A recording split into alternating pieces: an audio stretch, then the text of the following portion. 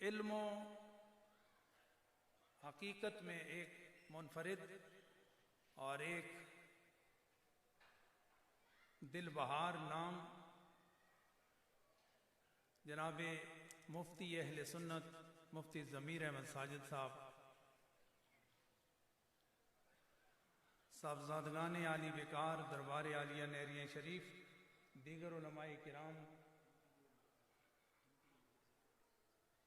اور M P اے ملک محمد ظفر صاحب، کس کا نام لوں کس کا چھوڑوں، کیوں نہ میں دربار رسالت کی بات کروں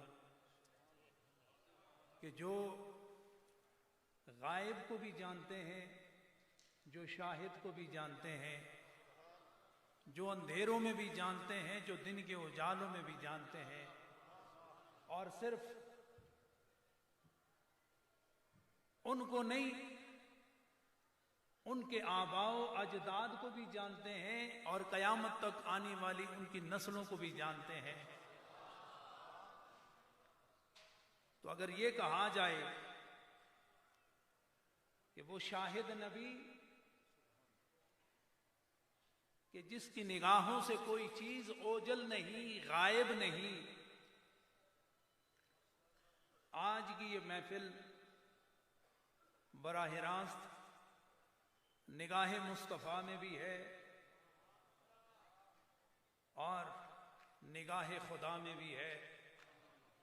اس لیے کہ اس محفل کا واسطہ راستہ وہی ہے جو مشائخین نہریہ شریف کا ہے، اور جس کو یہ نسبت حاصل ہو وہ بیک وقت دربار رسالت میں بھی حاضر ہوتے ہیں اور دربار خداوندی میں بھی حاضر ہوتے ہیں۔ میں بہت اختصار کے ساتھ معافی ضمیر کو آپ کے سامنے رکھنا چاہتا ہوں کہ یہ اہل اللہ، اللہ کا ولی کوئی عام شخصیت نہیں ہوتی، بلکہ یہ وہ شخصیت ہوتی ہے کہ جس پر خدا و مصطفیٰ کی نظر ہر وقت قائم رہتی ہے، اور اس نظر رحمت سے وہ محبوب بھی ہوتا ہے، مطلوب بھی ہوتا ہے اور عاشق بھی ہوتا ہے۔ امام غزالی فرماتے ہیں کہ ایک سلطنت کے بادشاہ کو اللہ رب العزت جب پسند فرماتا ہے تو اسے اس سلطنت کی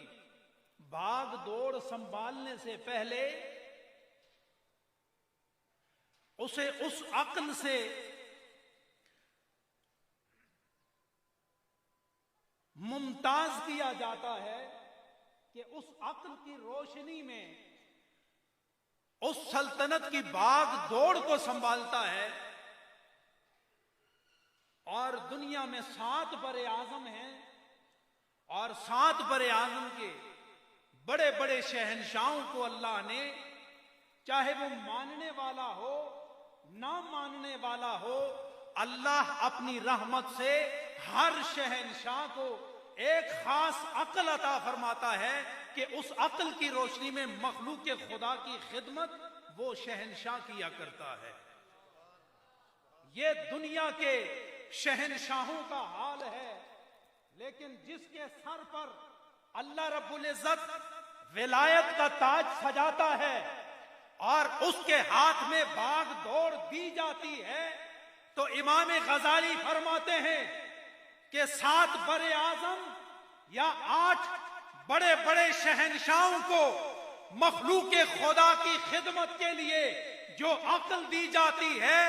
وہ اس عقل کی روشنی میں اپنے خدمات سر انجام دیتے ہیں، لیکن امام غزالی فرماتے ہیں کہ مرد درویش وہ ولی کامل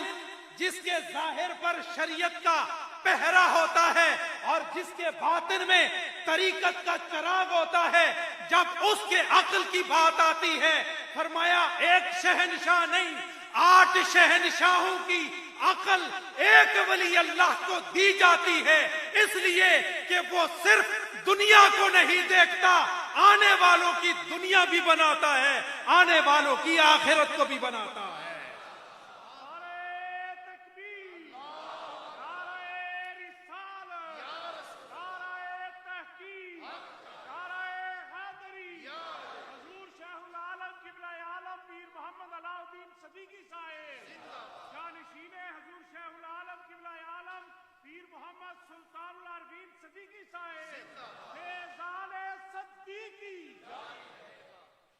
بادشاہ کو،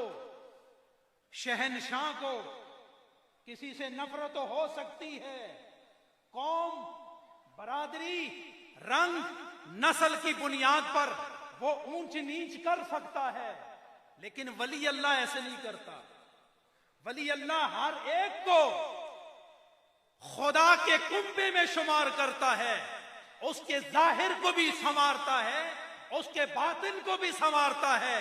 اس کے عقیدے کو بھی مضبوط کرتا ہے، اور اس کے اعمال کی بھی وہ اصلاح کرتا ہے۔ میں لمبی تفصیل میں نہیں جاتا، میرے مرشد گرامی کے باغ کے حسین و جمیل پھولوں